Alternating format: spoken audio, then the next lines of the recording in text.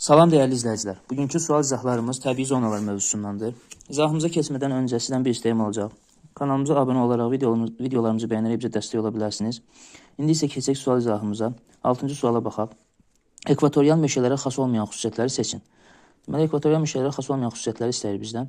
Birinci ifadə deyir, orta illik temperatur 25-28 dərəcə, il boyu düşən yağıntının miqdarı isə 2000-3000 mm-dən çox olur. Təbii ki, doğru ifadədir. Rütubətli ekvatorial meşələrdə istilikdə illik yağıntının miqdarı da yüksək olur. Ot örtüyünün qalın olması ilə ot yeyən heyvanlar üstünlük təşkil edir. Xeyr, burada ot örtüyü qalın deyil, əsasən bataqlıqlaşmış və bataqlıq ərazilərdən ibarətdir və əsasən hündür ağaclardan və alçaq boylu ayədöşəkdən təşkil olunmuş bitki aləmi var. Ona görə 2 yanlış olduğuna görə götürürük. Böyük Sond adaları Malakka yarımadası və Mindanao adasında yayılmışdır. Bəli, Böyük Sond adalarında, Malakka yarımadasının cənubunda və Filippinin Mindanao adasında, cənub adasında rütubətli ekvatorial meşələr yayılmışdır. Ona görə götürmürük, doğru ifadə olduğuna görə. Fəsillərlə əlaqədar olaraq heyvanlar şimala və cənuba miqrasiya edir. Bu yanlış ifadədir. Bu, savanna və seyrək meşələrin heyvanlar aləminə aiddir. Bildiyimiz kimi yayda rütubətli, qışda quraq olduğuna görə şimala və cənuba hərəkət edirlər. Doğru olmadığına görə 4-də götürürük. Yer səthi bataqlıq olduğundan yırtıcı heyvanlardan qorunmaq üçün bir qrup heyvanlar ağacda yaşayır. Bəli, qeyd etdiyimiz kimi bu doğru ifadədir. Bataqlaşmış ərazidə, bataqlıq ərazilərdir. Ona görə ağacda yaşayan heyvanların sayı çoxdur. Rütubət əmsalı vahiddən böyük olduğu üçün ot örtüyü sıx, qalın və hündürdür. Dedik ki, burada ot örtüyü sıx deyil, qalın deyil, hündür deyil. Ona görə altını da götürürük. 2, 4, 6 B variantı sualımızın düzgün cavabı. Növbəti sualımıza baxaq, 7-ci sual. Doğru yanlış cədvəldir. Doğru sıralardan doğru ifadələri, yanlış sıralardan isə yanlış ifadələri götürməliyik. Yeraltı suların torpaq əmələ gəlmədə müsbət və mənfi təsirləri vardır. Doğru ifadədir. Yeraltı sular torpaq əmələ gəlməyə müsbət təsir edə bilər, onu şoranlaşdıra bilər, bataqlıqlaşdıra bilər. Ona görə birinci ifadə doğrudur. Rütubətlənmə əmsalının vahiddən kiçik olduğu yarımçəhrə və quruçöl landşaflarında dəmiyə əkinçiliyi yox, suvarma əkinçiliyinin inkişafı üçün şərait var. Ona görə bu yanlış ifadədir. Mikroorqanizmlər yer səthində olan üzvü maddələri qeyri-üzvü maddələri çevirərək torpaq əmələ gəlmədə aktiv iştirak edir. Doğru ifadədir. Mikroorqanizmlər üzvü maddələri qeyri-üzvüyə, bitkilər isə qeyri-üzvü maddələri üzvüyə çevirir. Ona görə 3 də doğrudur. Mülayim enlikdə yerləşən, hündürlüyü 3000 metr olan dağda, arktik enlikdə yerləşən və hündürlüyü 4000 metr olan dağa nisbətən daha az landşaft qurşağı var. Xeyr, bu yanlış ifadədir. Mülayimdə landşaft qurşağı daha çox olacaq əlbəttə ki. Ekvatordan qütublara doğru istilik və rütubətin dəyişməsi zonallığın yaranmasına səbəb olur. Bəli, istilik və rütubət dəyişir. Ekvatordan qütublara doğru və zonallıq yaranır. Doğru ifadədir. Torpaqların münbit qatının xarici qüvvələr tərəfindən dağıdılması və yuyulması torpaq eroziyası adlanır. Bu da doğru ifadədir. Deməli, doğrulardan doğrunu götürürüksə 1 və 3, yanlışdan yanlışı götürürüksə 4, 1, 3, 4, B variantı sualımızın doğru cavabı. Növbəti 33-cü suala baxaq. Qarşıma çıxdıqca maraqlı suallar videosunu çəkib sizinlə paylaşıram. Deməli, cod yarpaqlı həmişəyaşıl meşə və kolluqlara aid olan xüsusiyyətləri seçin. Birinci ifadə deyir, subtropik iqlim qurşağının yalnız Aralıq dəniz iqlim vilayətində yayılmışdır. Xeyr, bu rütubətli subtropikdə də yayılıb, ona görə bu ifadə yanlış ifadədir. Şimal və cənub yarımkürəsində, daha doğrusu bərabər rütubətlənən subtropikdə də yayılıb, ona görə yanlış ifadədir. Şimal və cənub yarımkürəsində rast gəlinir, doğru ifadədir. Həm şimalda Avrasiya, Afrika və Şimali Amerikada, həm də Cənubi Amerika və Avstraliyada, yəni Afrikada rast gəlinir. Sakit Hind və Atlantik okean sahillərində rast gəlinir. Sakit okean sahillərinə düşür Şimali Amerika və Cənubi Amerika, Atlantik okean sahillərinə düşür Afrika və Avrasiya, Hind okean sahillərinə isə düşür Avstraliyanın cənub-qərbi. Ona görə bu da doğru ifadədir. Hər çökkənə düşür. Əsasən, qış ayları quraq olduğu üçün bu zonadan axan çaylar qışda suvarmada istifadə edilir. Xeyr, qış ayları rütubətlidir burada. Cod yarpaqlı meşələrdə. Yay ayları quraqdır. Bu yanlış ifadədir. Buna müsbət edirik. Bu yanlış ifadədir.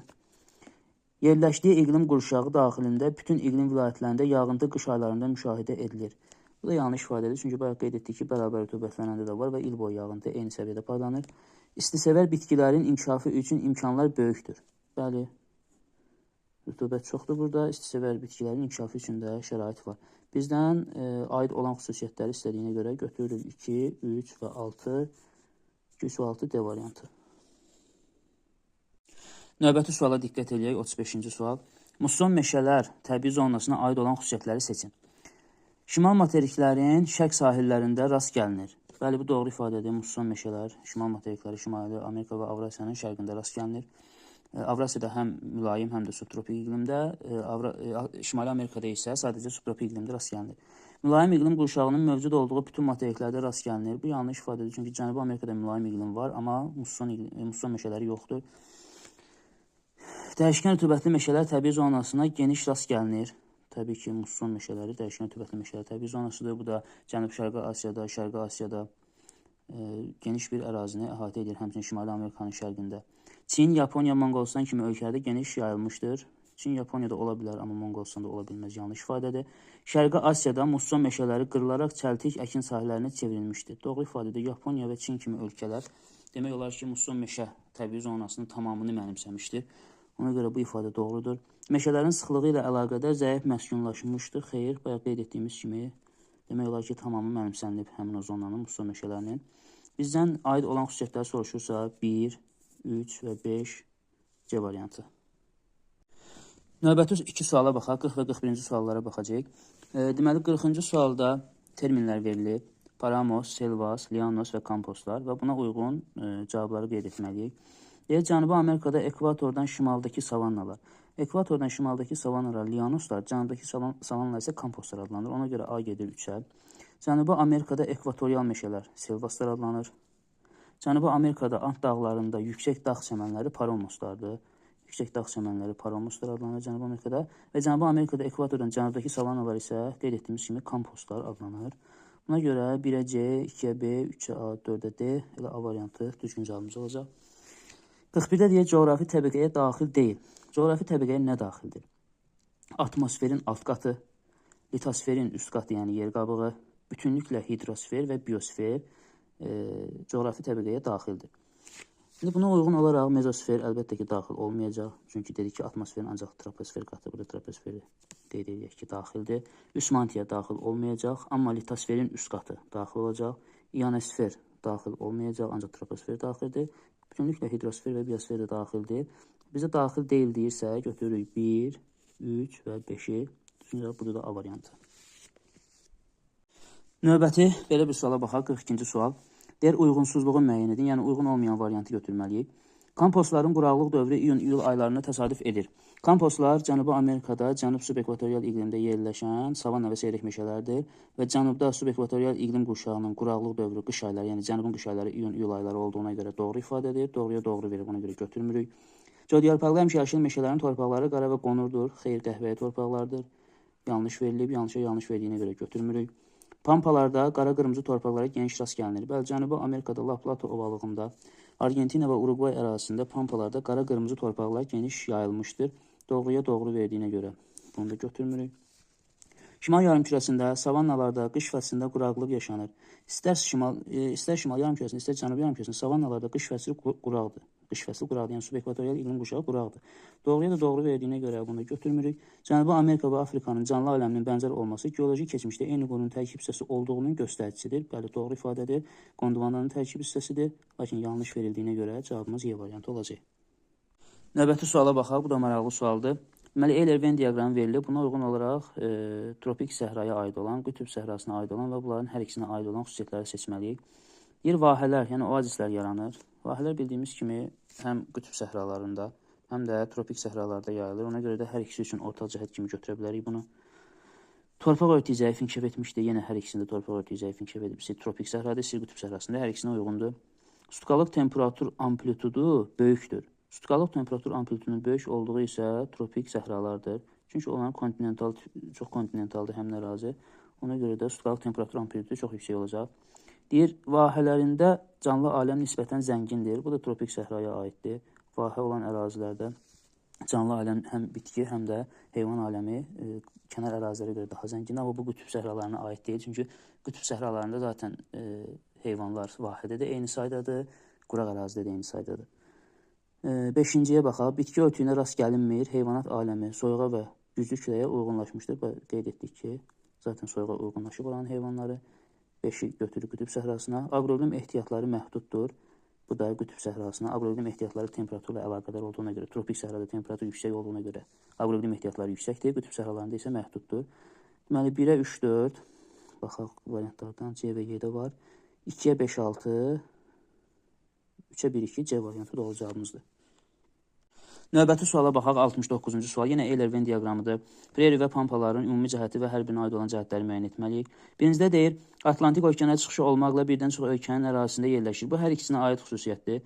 Prairilər Meksika körfəzinə qədər uzanır, yəni Atlantik okeanına çıxışı var və Kanada ABŞ ərazisində yerləşir. Pampalar da Atlantik okean sahilində yerləşir. Braziliya, Uruqvay və Argentinaya çıxışı var. Ona görə hər ikisi üçün ortaq cəhətdir.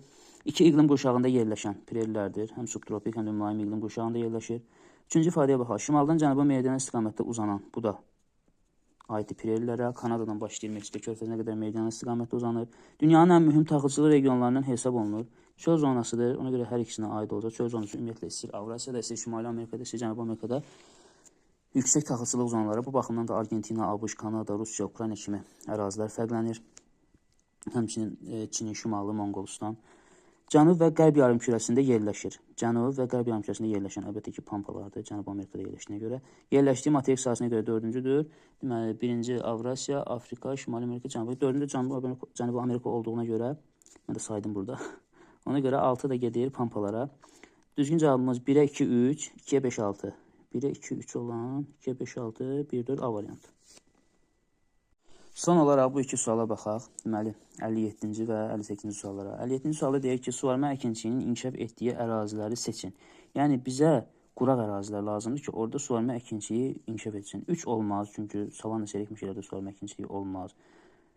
Deməli, 4 olmaz, burada muson iqlimidir. Biz 5-i götürə bilərik burada Ərəbistan yarımadasını və 2-ni götürə bilərik Afrika səhralarını. 1 də olmaz, çöl zonasıdır. Ona görə də hələ deməli 1-i də çıxsaq, 1-i çıxsaq, 3-ü də çıxsaq, cavabımız qalır C variantı.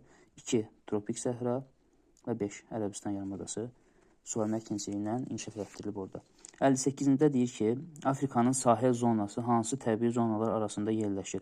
Sahil zonası səhra və savanna arasında incə bir ərazidir. Yəni səhradan savannaya, savannadan səhraya keçilən yer adlanır sahil zonası. Burada da səhradan savannaya olan C variantı doğru cavabımızdır.